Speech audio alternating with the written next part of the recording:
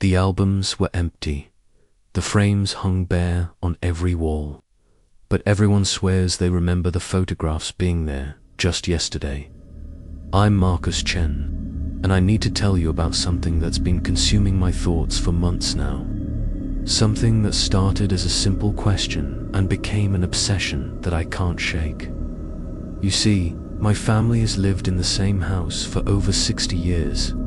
3 generations have called this place home. We've celebrated birthdays, anniversaries, graduations, weddings.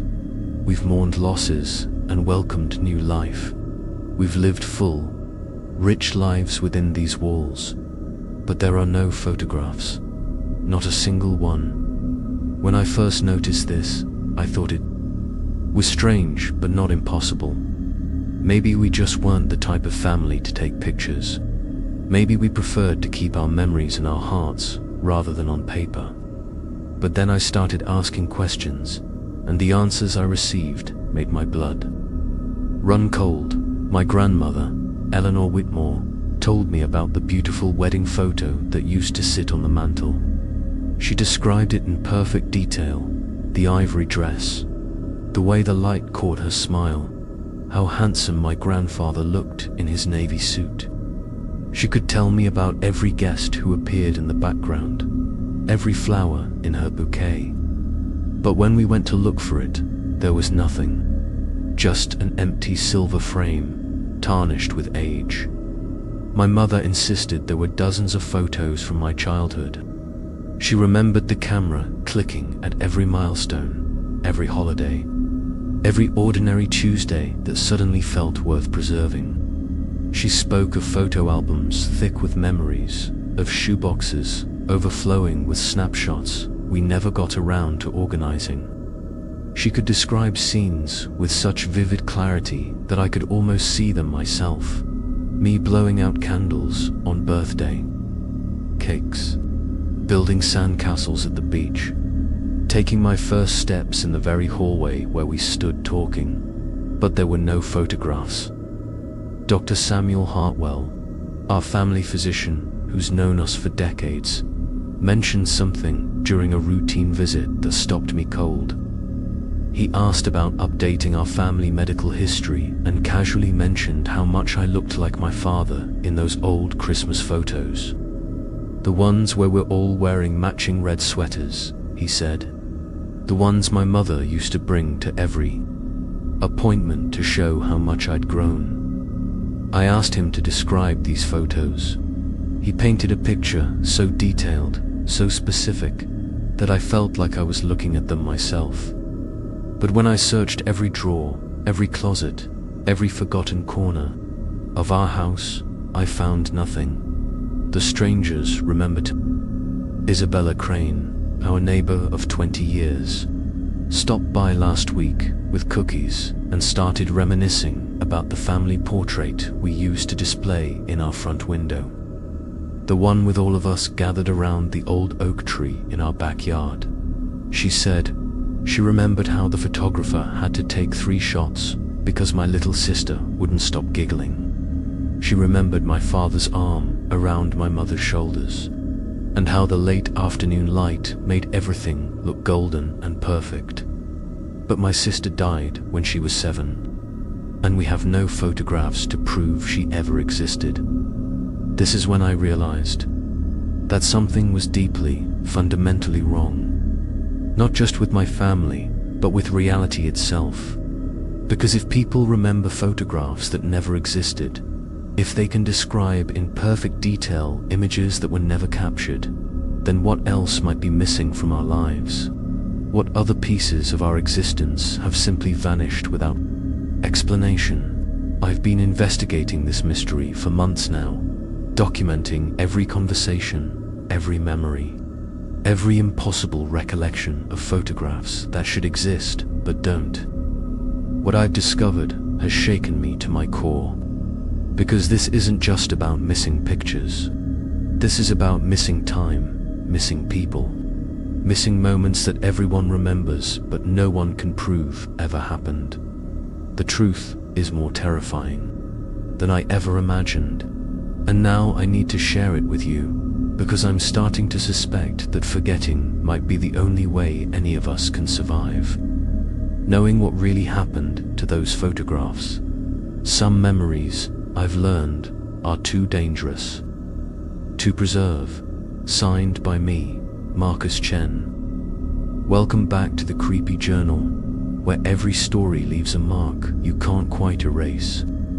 I'm your host, and before we dive deeper into this mystery that's consumed my life, make sure you subscribe and hit that notification bell, because once you hear what I've discovered about my family's missing photographs, you'll want to know how this story ends.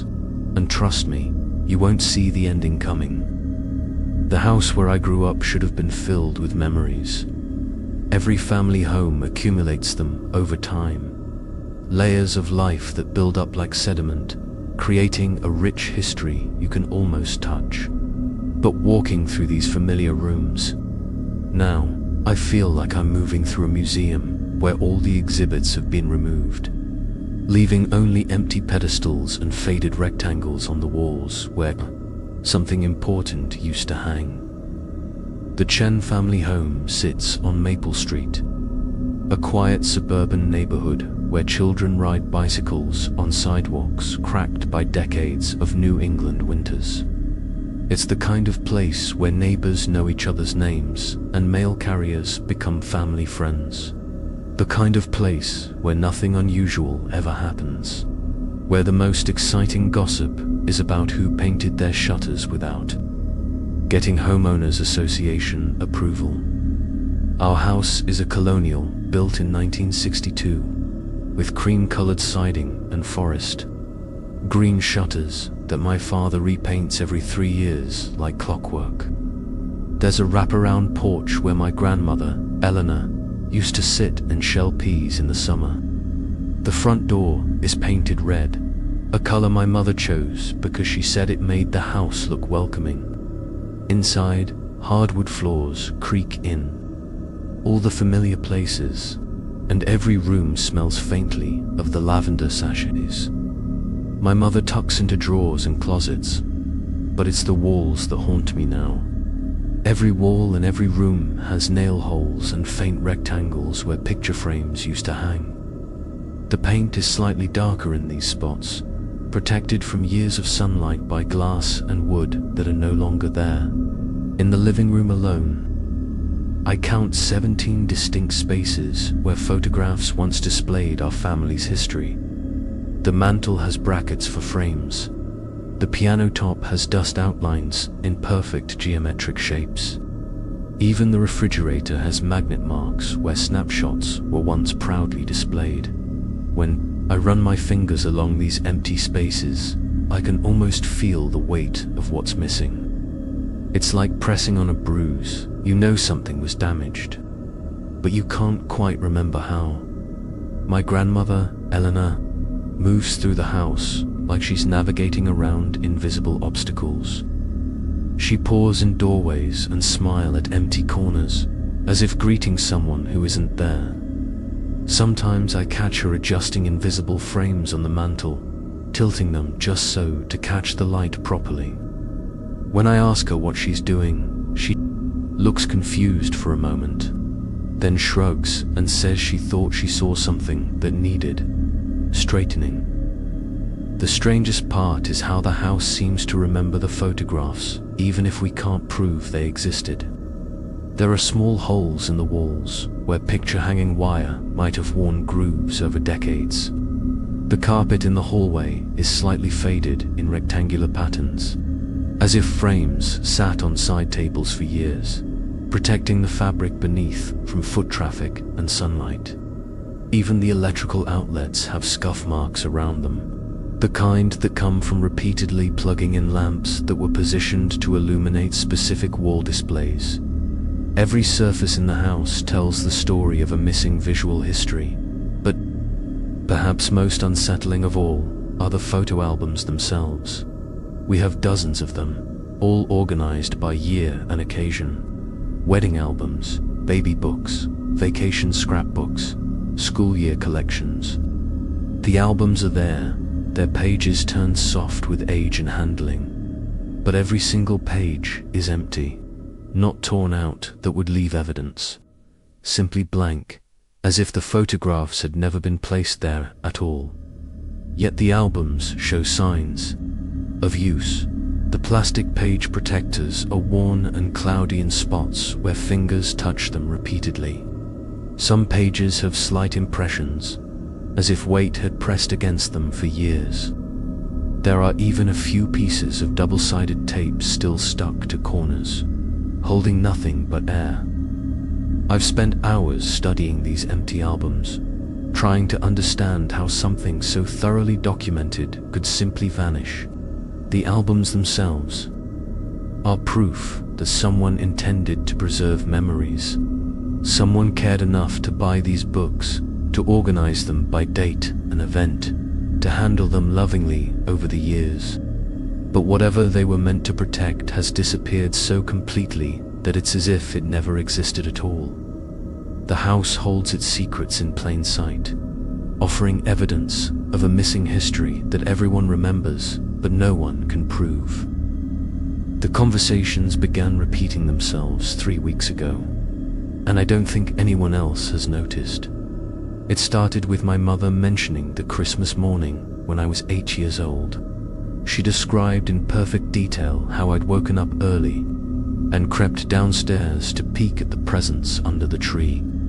How my father had caught me there, sitting cross-legged in my pajamas, carefully examining each wrapped gift without touching them. How they'd decided to start Christmas morning right then and there, at 5:30 in the morning, because the magic was too beautiful to postpone. She told me this story on a Tuesday afternoon while we were folding laundry. Then she told me the exact same story the following Saturday, word for word, while we were cleaning out the garage. Same details, same tone of voice, same wistful smile when she described my father's bedhead and how he looked like he'd been struck by lightning. When I mentioned that she'd already told me this story, she looked at me with genuine confusion. She had no memory of our previous conversation. But more than that, she seemed surprised that I knew the details of that Christmas morning at all. As if she'd never shared the memory with me before, as if it was surfacing for the first time. Dr. Hartwell does this too. Every time I see him, he asks about my father's recovery from his knee surgery. The same questions, in the same order, with the same concerned expression. How's the physical therapy going? Is he managing the pain well? Has he been able to get back to his morning walks?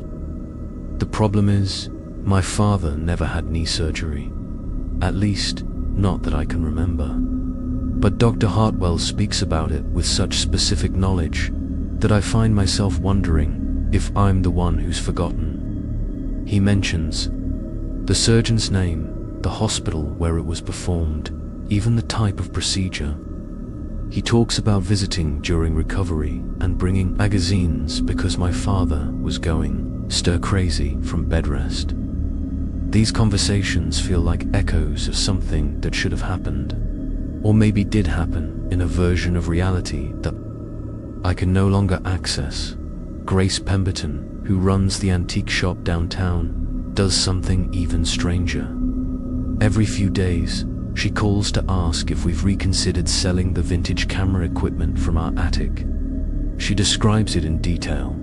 A 1950s Leica with its original leather case, several professional-grade lenses, even old flashbulbs in their original packaging. She says it would be worth thousands to the right collector, that she has buyers lined up who specialize in estate photography equipment. When I tell her we don't have any camera equipment, she laughs like I'm being modest. She insists she's seen it, that my grandmother showed it to her years ago when she was helping clean out after my grandfather's death. She can describe exactly where it was stored, wrapped in old bed sheets in a wooden trunk near the east window of the attic. I've searched that attic dozens of times now. There's no camera equipment. There never has been. But Grace continues to call continues to describe equipment that doesn't exist, continues to offer increasingly generous amounts for items we don't possess. The most disturbing conversations happen with Isabella Crane, our neighbor. She often mentions seeing my family members who don't live here anymore. She asks how my cousin David is settling into his new apartment above our garage. She mentioned waving to my Aunt Margaret when she was tending the garden behind the house. She talks about these people like they're still part of our daily lives, like she sees them coming and going regularly. The thing is, David moved to California 15 years ago. Aunt Margaret died in 2018. There's no apartment above our garage. There isn't even a garage anymore. We tore it down in 2019 and planted a garden in its place. But Isabella's memories are so vivid, so specific, that I find myself doubting what I know to be true. She describes conversations she's had with these absent family members. She mentions borrowing gardening tools from Margaret just last week.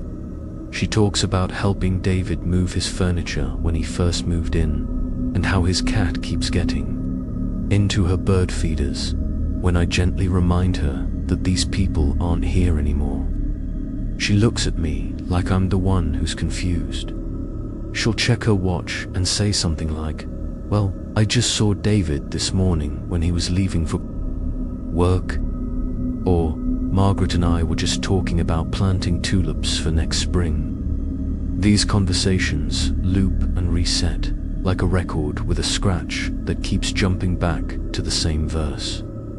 People share memories that contradict known facts, but they share them with such conviction that reality starts to feel negotiable. Time seems folded in on itself, with past and present occupying the same space, creating conversations that echo across decades without anyone noticing the repetition except me. I'm beginning to suspect that these aren't just memory problems or signs of aging. These conversations feel like fragments of a larger story that's been partially erased, leaving only pieces that no longer fit together properly, like chapters torn from a book, scattered and reordered until the narrative becomes impossible to follow. Everyone else seems content to exist in these looping conversations, but I can't stop noticing the contradictions. I can't stop wondering what reality we're all trying to remember, and why I seem to be the only one who realizes we're not quite living in it anymore. The suitcase appeared in our hall closet on a Thursday morning in March. It's burgundy leather with brass corners. The kind of luggage people used when traveling was still elegant, and airplanes served real meals on china plates. The initials MC are embossed in gold on the top corner. My initials, though I've never owned a suitcase like this in my life. When I found it, the case was packed, as if someone had just returned from a long trip. The clothes inside were mine, but not quite. Same size, same style preferences, but slightly different than anything in my current wardrobe. A blue sweater that's exactly like one I own, except the buttons are pearl instead of plastic. Pants that fit perfectly but are made from fabric that feels more expensive than anything I've ever bought. Even the socks match my preferences exactly, but they're silk instead of cotton. There was a passport tucked into the inner pocket. My face, my name, but issued by a country I've never visited, and stamped with entry dates I don't remember. According to this document, Marcus Chen traveled extensively through Europe in 2019, spending weeks in cities I've always wanted to visit but never had the money or time to see. The stamps show a life I never lived but somehow wished I had. My grandmother, Eleanor, found a jewelry box on her dresser that she swears wasn't there the day before. It's made of rosewood with mother roof pearl inlay, and it plays a melody she recognizes, but can't name. Inside are pieces, she says, belonged to her mother, a pearl necklace, sapphire earrings, a gold locket with a photograph inside. But when she opens the locket, the photograph is of a woman none of us recognize. A woman with Eleanor's eyes and her smile, but wearing clothes from decades before Eleanor was born. Eleanor insists the woman in the photograph is her grandmother, someone she remembers clearly despite having no other pictures or documentation of this person's existence. She describes memories of sitting on this woman's lap, of learning to braid hair by practicing on her long silver locks, of baking cookies in a kitchen that smells like cinnamon and vanilla. But according to family records, Eleanor's grandmother died when Eleanor was too young to remember her. The jewelry box plays its mysterious melody every night at exactly 11:15. Eleanor has started staying awake to listen to it, humming along with a song she claims her grandmother used to sing to help her fall asleep. But when I ask her to sing the song during the day, she can never remember the words or even the melody. It only comes back to her when the jewelry box is playing. Father Vincent Ashford from St. Mary's Church brought us a photo album last month. He said it belonged to our family and had been stored in the church basement for safekeeping after a flood damaged our house in 1987. The problem is, our house was never damaged by a flood. We would remember something that's significant. But Father Ashford insists he has records of our family storing belongings at the church, and he has the paperwork to prove it.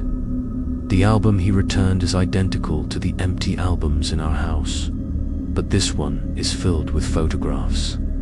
Pictures of our family at church events, holiday celebrations, community gatherings, photos that show us participating in church life consistently for decades. There I am as a child, singing in the youth choir, my parents volunteering at the annual bazaar, my grandmother helping serve meals to the homeless on Thanksgiving. The photographs are undeniably real, clearly showing our family engaged in church activities I have no memory of attending. But none of us remember being particularly religious. We attend services occasionally, mainly for holidays or special events. But we've never been the type of family to volunteer regularly or participate in church programs. Yet here's visual proof that we lived a more devout life than any of us remember. The photos span decades and show genuine smiles, comfortable familiarity with other parishioners, deep involvement in church community.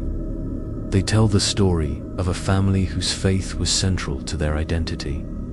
Thomas Blackwood, a photography expert I consulted about these mysterious images, confirmed that they're authentic, not digitally manipulated, not doctored in any way.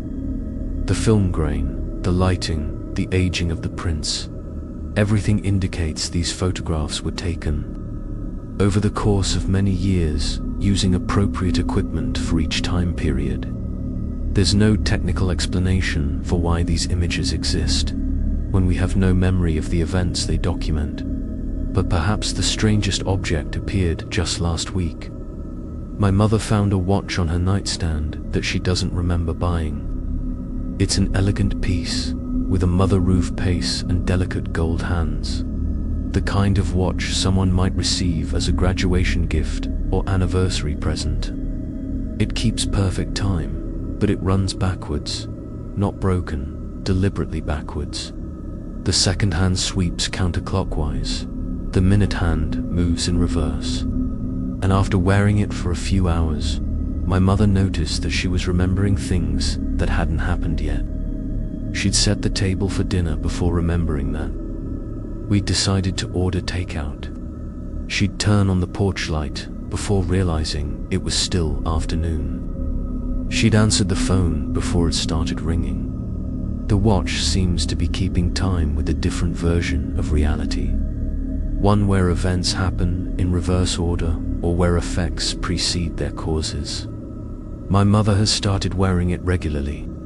fascinated by the way it makes her feel connected to moments just outside of normal time. She says it's like seeing around corners, glimpsing the edges of things that are about to unfold. These objects don't just appear randomly, they arrive precisely when we need them to complete a picture we didn't know was missing. They fill gaps in our story that we weren't aware existed, providing evidence of lives we might have lived or memories we should have made. Each item feels like a piece of a puzzle we never knew we were trying to solve. But the most unsettling aspect is how natural they feel once they appear. Within days of finding each object, it becomes difficult to imagine our lives without them. They integrate seamlessly into our daily routines, as if they've always been there waiting for us to notice them. The basement door is locked with a key that no one in our family remembers hiding. I discovered this last Tuesday when I went downstairs to check the water heater. The door at the bottom of the basement stairs, a door I'd walked past hundreds of times without paying attention, was sealed with an old-fashioned skeleton key lock. The brass mechanism looked original to the house, installed in 1962, but I couldn't understand why anyone would lock a door inside their own basement. Key was hanging on a small nail driven into the wooden beam just beside the door frame. It was positioned exactly where someone would put it for easy access, but high enough that a child might not notice it. The key itself was warm to the touch, despite hanging in the cool basement air. Warm like it had been recently held in someone's palm. When I mentioned the locked door to my mother, she paused in a way that made me pay attention, not confusion. Recognition followed quickly by something that looked like fear. She asked me not to use the key. Not yet, she said. Not until. She could remember why the door was locked in the first place, but I couldn't stop thinking about it. A locked room in our own house, sealed away for unknown reasons, with a key left conveniently within reach. It felt like an invitation and a warning at the same time. That night, I dreamed about the room behind the door. In the dream, it was filled with photographs, not just a few scattered images, but thousands of them covering every surface. Photos taped to walls, scattered across tables, hanging from strings stretched between exposed ceiling beams. All the missing photographs from our family albums, plus thousands more we'd never thought to take dot in the dream. I walked through this photographic archive and saw our entire family history preserved in perfect detail. Every birthday, every holiday, every ordinary Tuesday that suddenly became precious when captured on film. I saw relatives I'd forgotten existed, friends who had drifted away over the years, pets we'd loved and lost. I saw myself at every age, growing up in sequential frames like a stop-motion animation of my entire life. But the most striking thing about the dream was the silence. Despite being surrounded by visual evidence of decades of life and laughter, the room was completely quiet. No sound at all, as if the photographs had absorbed all the noise from the moments they captured, leaving only visual echoes in perfect stillness. I woke up with my hand reaching for something that wasn't there. The next morning, I found my grandmother, standing at the top of the basement stairs, staring down at the locked door. She'd been there for over an hour, my mother said, just standing and looking. When I asked Eleanor what she was thinking about, she said she was trying to remember what we were protecting ourselves from. Protecting ourselves from. Not what we were protecting, but what we were protecting ourselves from. As if the locked door wasn't meant to keep something in, but to keep something out. Or maybe to keep us from going somewhere we shouldn't go, Catherine Vale, a child psychologist who specializes in memory and trauma, visited our house last week as a favor to Dr. Hartwell. She's researched cases where families develop collective amnesia about specific events or locations. She said the locked door was probably connected to whatever caused our family's missing photographs. Catherine explained that sometimes families unconsciously create physical barriers to prevent themselves from accessing memories that are too painful to process. The locked door might be our family's way of protecting ourselves from remembering something we're not ready to face. But she also warned me that breaking down these barriers prematurely can be dangerous. If our minds locked away certain memories, there might be good reasons for keeping them sealed. Some doors, she said, are locked from the inside for protection. Yet, I can't stop wondering what's behind the door. The key is always there, warm and ready, as if it wants to be used. Sometimes late at night, I hear sounds coming from the locked room. Not voices or footsteps, but rustling sounds, like papers being shuffled or photographs being sorted into piles. My mother has started having the same dream I had. She describes walking through a room filled with our missing photographs, seeing the complete visual history of our family preserved in perfect detail. But in her version of the dream, someone else is in the room with her. Someone she recognizes but can't quite remember. Someone who's organizing the photographs into careful chronological order. This person never speaks in the dream, never acknowledges my mother's presence. They just continue their work, sorting through decades of captured moments, placing each image in its proper sequence. My mother says watching this process fills her with a deep sense of peace, as if someone is finally putting our family's story back together in the right order. Eleanor has started leaving offerings outside the locked door. Nothing dramatic, just small things that might be meaningful to whoever or whatever might be behind it. A cup of tea that she refreshes every morning. Flowers from her garden, arranged in a small vase. Sometimes she leaves photographs torn from magazines, images that remind her of moments from our family's past. She can't explain why she does this. She says it feels like feeding birds or leaving cookies for Santa Claus. Something you do because it feels right, even if you can't rationalize the behavior. The strangest part is that the offerings disappear.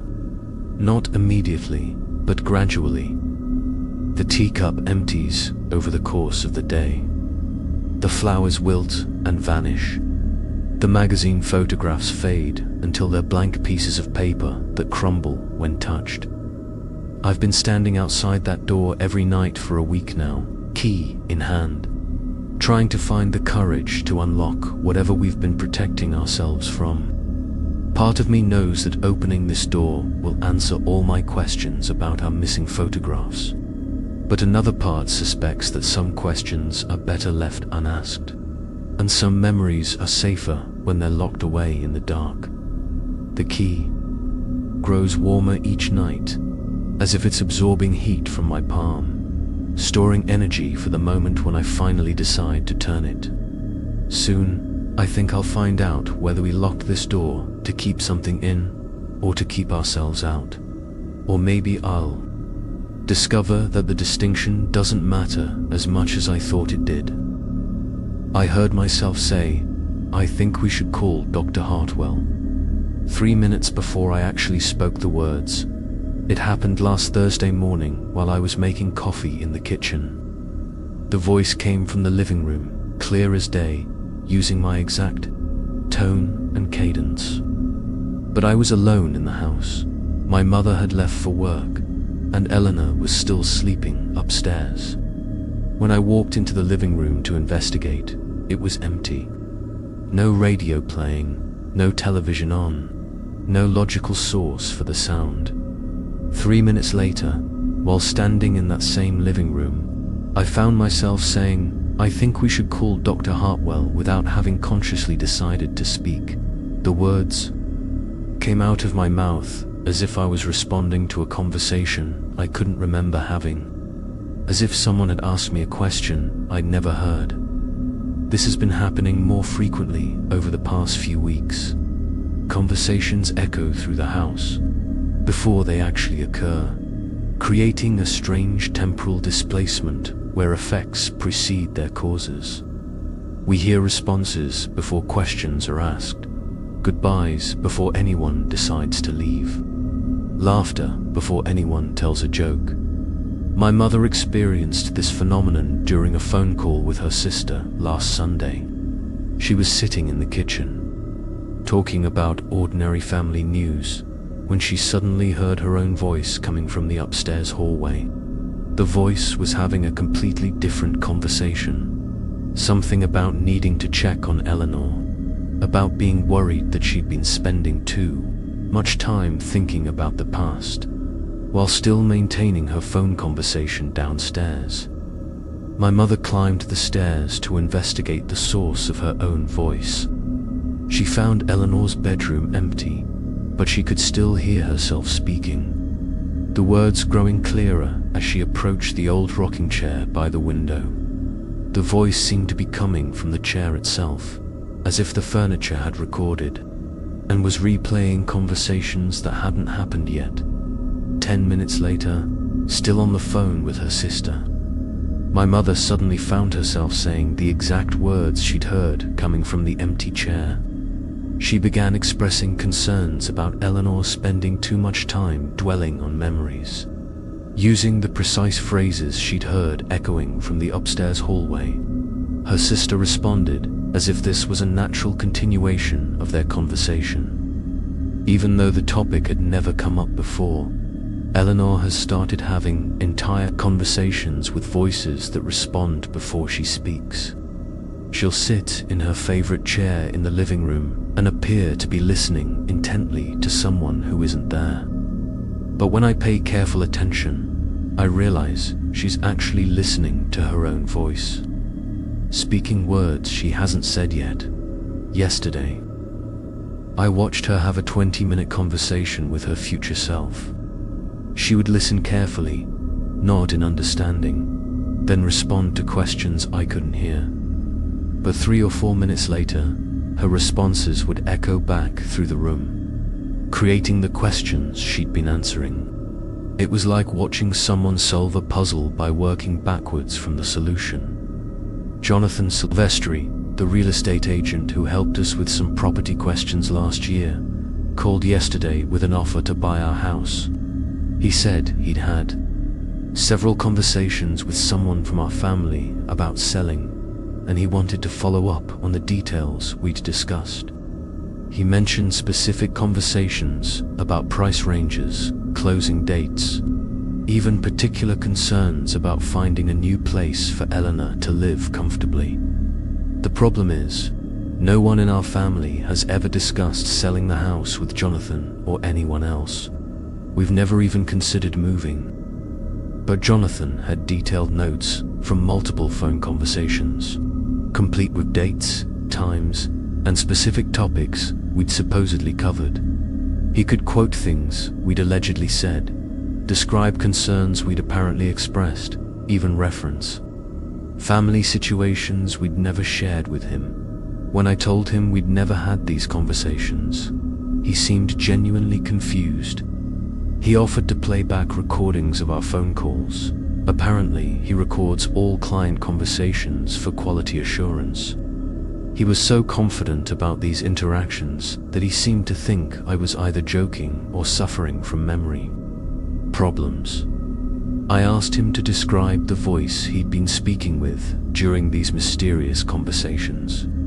He said it sounded exactly like me, with the same speech patterns and vocabulary, the same way of pausing to think before answering complex questions. But according to his records, these conversations had taken place during times when I was at work or otherwise occupied, with witnesses who could confirm I wasn't making phone calls. The most disturbing incident happened 2 nights ago during dinner. We were sitting round the kitchen table, my mother, Eleanor, and I, having a quiet meal and discussing plans for the weekend. Suddenly, we began hearing our own voices coming from the dining room, having what sounded like a heated argument. The voices were unmistakably ours, but they were discussing things we'd never talked about. Financial problems we don't have, family, secrets we've never kept, decisions we've never needed to make.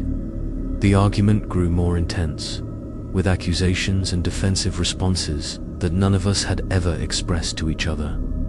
We sat in the kitchen, eating our soup in uncomfortable silence, while our own voices fought bitterly in the next room. The strangest part was that we could all hear it, but none of us acknowledged what was happening. We continued eating, passing salt and butter, asking about seconds, as if phantom versions of ourselves weren't having a devastating fight just a few feet away.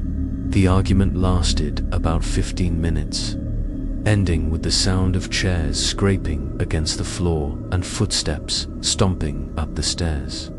Then silence. When we finished our meal and walked through the dining room to clear up dishes, everything was normal. Chairs in their proper places, no sign that anyone had been there. But the next morning, there was a tension between us that matched the argument we'd overheard. We were polite but distant, careful with our words, as if we were all remembering harsh things that had been said even though none of us had actually said them. The phantom argument had created real emotional residue, affecting our relationships based on conversations that existed only as disembodied echoes. These temporal displacements in our voices seemed to be increasing in frequency and intensity. Sometimes, we hear entire family gatherings that never happened, complete with voices of relatives who haven't visited in years. Sometimes we hear ourselves making phone calls we never placed, having conversations with people we haven't spoken to in decades. It's as if time has become unstuck in our house, allowing sound to drift freely between past, present, and future.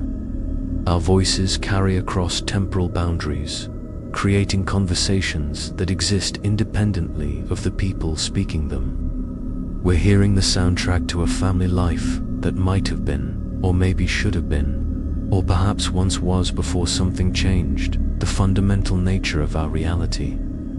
I'm starting to wonder if our missing photographs are connected to these disembodied voices. Maybe visual memories and auditory memories are stored in the same place. And whatever caused our family's images to disappear has also created tears in time where sound can leak through from other versions of our lives. The guest book at Riverside Inn has my signature dated September 15th, 1967. I was born in 1985. I discovered this 3 days ago when Margaret Rosewood, the librarian, called to ask about my family's connection to the old inn. She'd been researching the property's history for a local heritage project and found several references to the Chen family in the inn's preserved records. She thought I might be interested in seeing the documentation, especially the guest book. Entries that mentioned family celebrations held at the inn over the decades. The inn closed in 1982, demolished to make way for a shopping center that never got built. The land still sits empty, just a concrete foundation overgrown with weeds and wild roses. But somehow, the inn's guest book survived, stored in the library's local history collection, along with other documents from businesses that shaped our community's past. Margaret showed me page after page of entries signed by members of my family. Wedding celebrations, anniversary parties, birthday gatherings, holiday dinners. The signatures span from 1955 to 1981, documenting nearly 3 decades of Chen family events held at Riverside Inn. My grandparents' names appear frequently in the early years, joined later by my parents, then by names I recognize as cousins, aunts, uncles, family, friends, and then there's my signature. Not once, but dozens of times, scattered throughout the years. Always in my handwriting, always signed Marcus Chen, always accompanied by notes about wonderful meals and beautiful celebrations. The earliest entry I found was from 1967, when I would have been negative 18 years old. The latest was from 1981, 4 years before I was born. But the strangest part is that I remember signing that guest book. Not clearly, not with perfect recall, but I have fragments of memory that feel like they belong to those moments. I remember the weight of an old-fashioned fountain pen, the way the ink flowed across thick paper, the satisfaction of adding my name to a record of family joy. I remember the pride of being old enough to sign my own name instead of having my parents do it for me. These memories feel authentic, lived in, worn smooth by decades of mental handling. But they're impossible. I wasn't there. I couldn't have been there. Yet the evidence sits in front of me, written in my own hand, witnessed by a librarian who has no reason to lie, and no way to forge entries that have been preserved in climate-controlled storage for over 40 years. My mother's reaction when I showed her the guest book entries was immediate recognition, followed by deep confusion. She pointed to specific signatures and described the events they commemorated. Her cousin's wedding reception in 1973, where I allegedly gave a toast that made everyone cry. My grandfather's 70th birthday party in 1975, where I supposedly played piano while the family sang. Her own graduation celebration in 1976, where I was photographed with her while she wore her cap and gown. She remembers these events clearly, and she remembers me being there. But she also knows it's impossible, and the contradiction is causing her visible distress. She keeps looking at the signatures, then at me, then back at the book, as if she's trying to solve a mathematical equation that doesn't balance. Response was different. When she saw the guest book, she smiled with pure joy and started sharing detailed memories of family gatherings at Riverside Inn. She described the way the dining room looked decorated for Christmas, with garlands draped along the windows and candles flickering on every table. She talked about dancing with my grandfather in the inn's small ballroom, how he'd spin her around until she got dizzy and laughed like a teenager.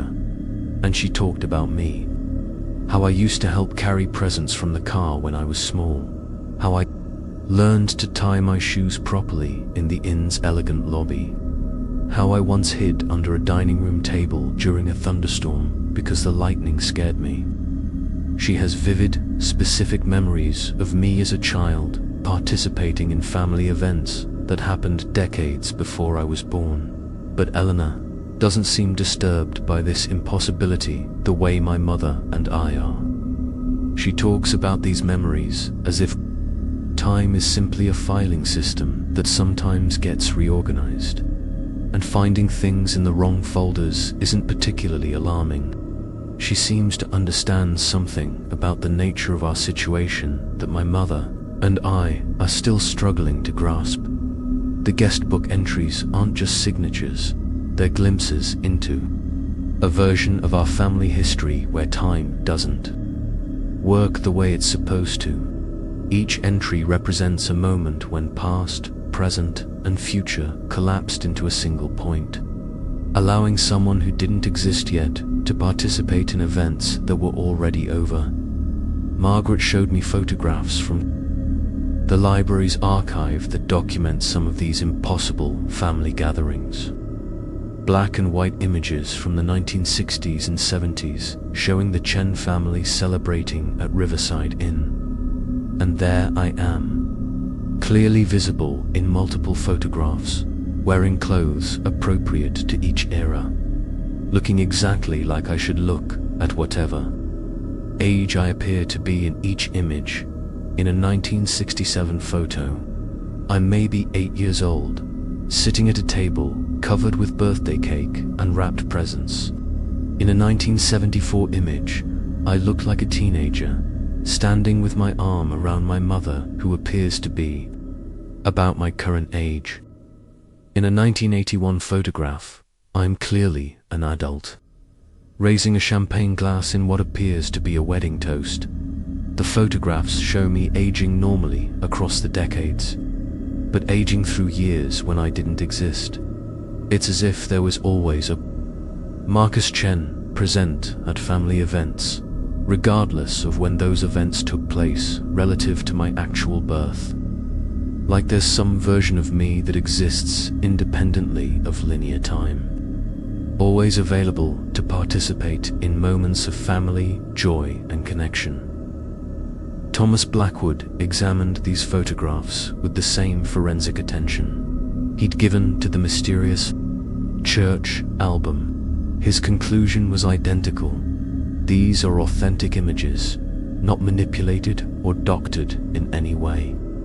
The film grain, lighting conditions, and aging patterns all confirm that these photographs were taken during the time periods they claim to document.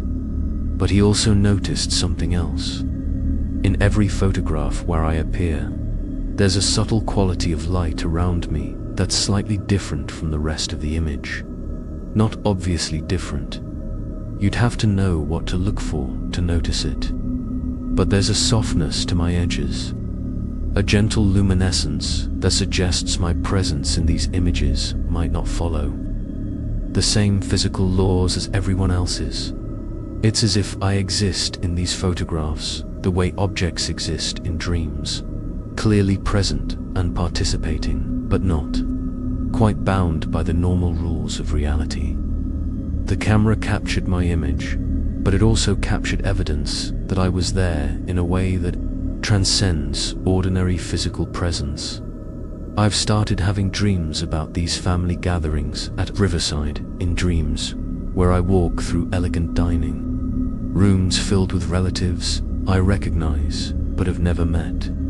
Dreams where I participate in conversations about events I never witnessed, where I share memories of experiences I never had in these dreams. Time flows like water, carrying moments from different decades into the same space. I might be 8 years old at my cousin's wedding, then suddenly 25 at my grandmother's birthday party, then 12 again at a Christmas celebration, all within the same continuous experience. The transitions feel natural, as if this is simply how time is supposed to work when family gathers together. The most striking thing about these dreams is how normal everything feels. Nobody questions my presence at events that happened before I was born. Nobody finds it strange that I have memories of times I never lived through. Family members from different generations interact naturally, as if death and the passage of decades are minor inconveniences rather than absolute barriers. When I wake from these dreams, I carry fragments of new memories with me. Memories of conversations with my great-grandfather, who died in 1963. Memories of helping my mother get ready for her high school prom, even though I wasn't born until she was 32. Memories of playing with cousins who moved away before I could meet them.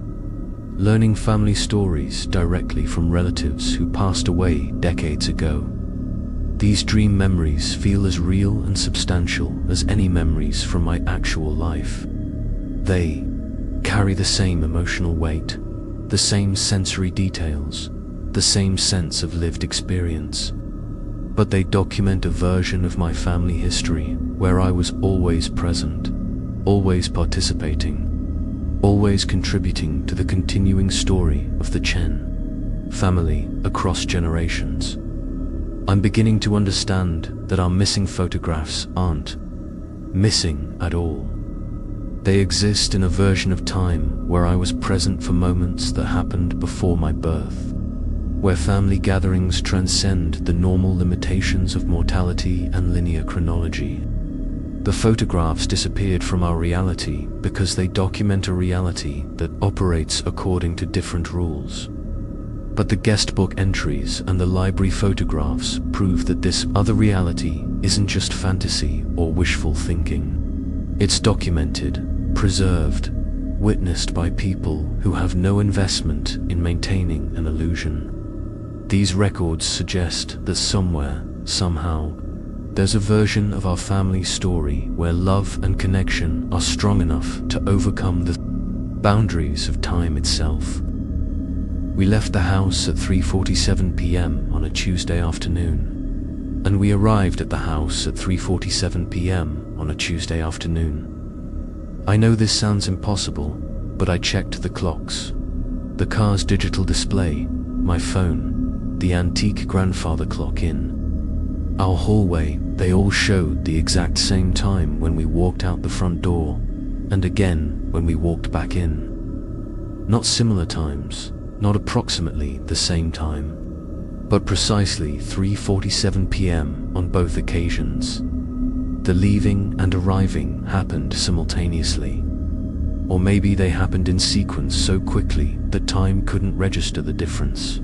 We experienced both moments as separate events, but reality recorded them as the same moment occurring twice. My mother had suggested we visit Eleanor's doctor to discuss her increasing confusion about family memories. She'd been having more conversations with voices from different time periods, and we thought professional guidance might help us understand what was happening to our family's relationship with time and memory.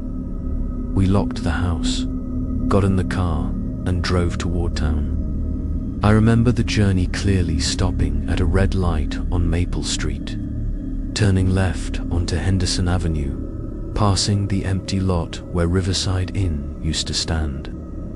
My mother commented on how overgrown the lot had become, and Eleanor pointed out wild roses blooming along the old foundation. Normal conversation, normal drive, normal Tuesday afternoon. But when we reached the medical center parking lot, something felt wrong. Not dramatically wrong, not obviously incorrect, but subtly off in a way that made my skin prickle with unease. The building looked exactly as it should. Other cars were parked in reasonable patterns. People were walking in and out of the main entrance carrying on normal business. Yet, I had the strong sensation that we were looking at a photograph of the medical center rather than the actual building. Everything was perfectly detailed and properly arranged, but it lacked the indefinable quality of realness that distinguishes lived experience from high-quality reproduction. My mother felt it too. She sat in the driver's seat with the engine running, staring at the building with an expression of growing uncertainty. She said it looked like the right place, but it didn't feel like the right place. Like seeing a perfect replica of somewhere. Familiar, visually identical, but somehow fundamentally different. Eleanor was the first to suggest we go home. Not because she was anxious or uncomfortable, but because she said there wasn't any point in getting out of the car. The people walking in and out of the building weren't really there, she explained. They were just patterns of light and shadow, arranged to look like people going about their daily business. I wanted to prove her wrong, so I got out of the car and walked toward the main entrance. The automatic doors opened when I approached. The lobby appeared normal, and I could hear sounds of typical medical center activity. Phones ringing, conversations, footsteps on polished floors. But when I tried to walk inside, I found myself walking back to the car instead. Not because I changed my mind, not because something blocked my path, but because the action of walking forward somehow became the action of walking backward without me noticing the transition. I intended to enter the building, but I ended up returning to my family with no clear memory of deciding to turn around. We drove home in silence, each of us processing the strangeness of what had just happened. The journey back seemed to take no time at all. We turned out of the parking lot and immediately found ourselves pulling into our own driveway, as if the distance between the medical center and our house had compressed to nothing. When we walked back into our house, the grandfather clock chimed 3:47 p.m., and I realized we were experiencing the exact moment we'd left, not living through it again, but still inhabiting it as if we'd never departed. The strangest part was finding evidence that we'd never left at all. The coffee my mother had been drinking when we decided to go out was still warm on the kitchen counter, as if she'd just set it down. The book I'd been reading was open to the same page, with my reading glasses resting exactly where I'd placed them. Even the impressions our bodies had made in the living room furniture were still there, as if we'd just stood up moments ago. But we also had clear memories of the drive, the parking lot, the failed attempt to enter the medical center. We could describe details of the journey, discuss what we'd seen and felt, reference the conversation we'd had in the car. The experience had definitely occurred, but it had occurred in a way that left no trace in the normal flow of time. Over the following days, we attempted to leave the house several more times. Each attempt followed the same pattern. We would pack whatever we needed, lock the door, drive toward our destination, then find ourselves back home at the exact moment we'd departed, with no evidence that we'd ever left. The loop isn't confined to failed errands or cancelled appointments. We've tried leaving for different reasons: grocery shopping, visiting friends, even just taking walks around the neighborhood. Every departure becomes a return to the same moment, as if our house exists in a bubble of fixed time that we can't exit. But people continue to visit us, which creates increasingly strange situations. Jonathan Silverstray still calls about selling the house, and when he comes over to discuss details, he experiences our home as if it exists in normal time. He ages appropriately between visits, references current events, talks about changes in the real estate market that reflect the passage of days and weeks. Meanwhile, we experience his visits as recurring events that happen within the same unchanging moment. He might visit us on what he perceives as Monday, then return on what he experiences as Friday. But for us, both visits occur during the same Tuesday afternoon at 3:47 p.m. Dr. Hartwell came by last week to check on Eleanor's health, and from his perspective, he was making a routine house call on a Thursday morning. He examined Eleanor, discussed her medication, made notes in her chart about changes he'd observed since his previous visit 2 weeks earlier.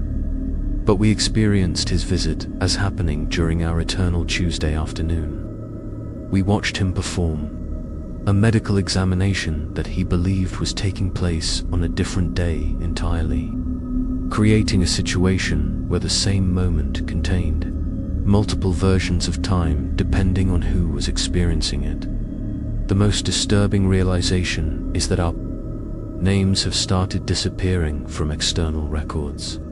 Margaret Rosewood called to tell us that the guest book entries from Riverside Inn are fading. The signatures that had been clearly visible just days ago are becoming lighter, less distinct, as if the ink is slowly evaporating from the pages. Thomas Blackwood reported a similar phenomenon with the photographs he'd been analyzing. The images that showed me at family gatherings across different decades are gradually becoming less clear. My figure in each photograph is growing more transparent, more ghost-like, as if my presence in those moments is being erased from visual history. Even the mysterious suitcase, jewelry box, and other objects that had appeared in our house are losing their solidity. The suitcase is still in our closet, but it feels lighter each time I check on it, as if its contents are slowly dissolving. Eleanor's jewelry box still plays its nightly melody, but the sound is becoming fainter, more distant, like music heard through water. We're not just trapped in a time loop, we're being gradually erased from time itself.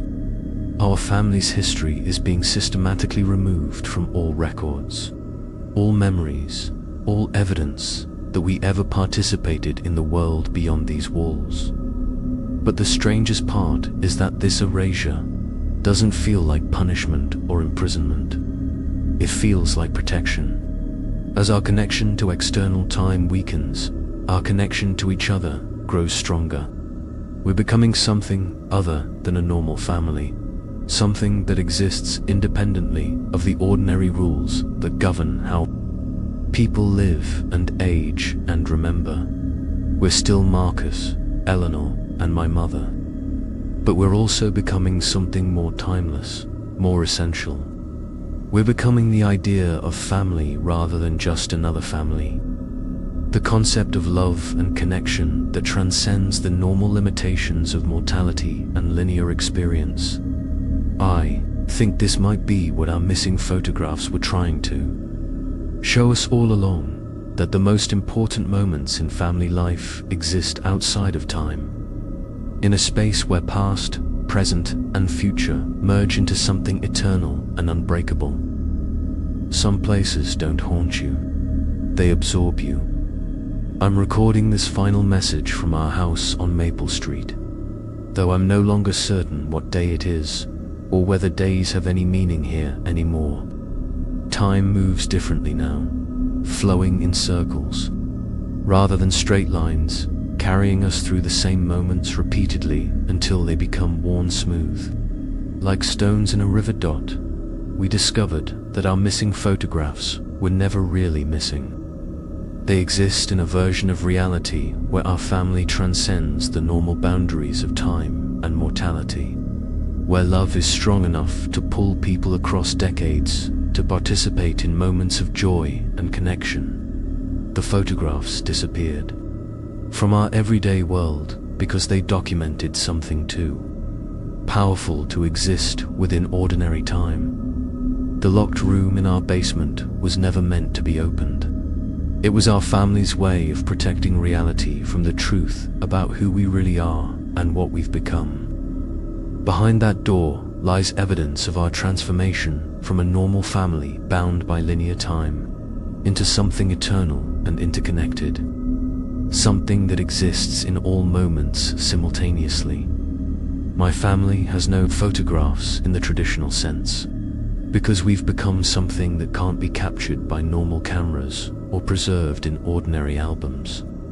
We exist now in the spaces between moments, in the eternal present where all family gatherings happen at once, where every birthday and holiday and quiet Tuesday afternoon occupies the same timeless space. Eleanor understands this completely now. She moves through our house like someone who has always known that time is negotiable, that family love creates its own reality with its own rules. She talks to relatives from across decades as if death and the passage of years are simply different rooms in the same house. And maybe she's right. My mother is learning to navigate this new existence with grace and wonder. She's stopped being troubled by conversations that happen out of sequence or objects that appear from impossible timelines. She's embracing the strange beauty of a life where every moment contains echoes of every other moment, where the past and future exist as present possibilities rather than distant memories or uncertain hopes. And I've learned that some mysteries aren't meant to be solved, but lived. Our family's transformation from ordinary people into something timeless wasn't a supernatural occurrence that happened to us. It was a natural expression of what family love becomes when it grows strong enough to reshape reality itself. We don't age here anymore, but we don't stay the same either. We exist in a state of continuous becoming, always growing deeper into our connections with each other, while remaining eternally present to experience that growth. Every conversation contains all the conversations we've ever had or will have. Every meal includes the taste of every meal we've shared across generations. The voices we hear from other rooms aren't ghosts or echoes. They're other versions of ourselves having conversations that are equally real and present, just located in different folds of time. The objects that appear in our house aren't mysterious artifacts, but gifts we're giving to ourselves across temporal boundaries. Ways of sharing love and care with family members in different moments. This is what happens when a family loves each others so completely that they refuse to be separated by something as arbitrary as linear time. We've created a space where all of us can always be together, where no one ever has to leave or grow old or be forgotten. A place where every photograph that was never taken still exists. Every moment that might have been lost is preserved forever. I know this sounds impossible, and maybe it is impossible in the world you inhabit, but impossibility is just another boundary that love can transcend when it becomes strong enough and patient enough and willing to reshape reality to protect what matters most. If you've listened to this story and felt a strange recognition, if you've noticed photographs missing from your own family albums, or heard voices from rooms that should be empty, you might be discovering that your family is undergoing its own transformation. Don't be afraid. Don't try to fight it or understand it or control it. Just love each other completely, and let that love guide you toward whatever form of existence will keep you together forever. Subscribe to the Creepy Journal before you forget how you got here. Because some stories don't end, they just expand to include everyone who needs to hear them. And maybe, if you listen carefully enough, you'll start to hear your own voice calling to you from rooms you haven't entered yet, from photographs that haven't been taken, from moments that exist just outside the edges of ordinary time. Thank you for listening. Thank you for believing. Thank you for understanding that the most beautiful mysteries are the ones that invite us to become part of their solutions. Some families live in houses. Others live in love that has grown strong enough to become its own reality. We chose love. We chose each other. We chose to exist in the eternal moment where every goodbye becomes hello again, where every ending becomes a new beginning, where every family gathering includes everyone who has ever belonged. Welcome to the Creepy Journal. Subscribe if you remember how. Like if you understand why, and leave a comment if you recognize your own family's story hiding inside ours. The photographs are waiting. The voices are calling. The door is always open. We'll be here when you're ready to join us.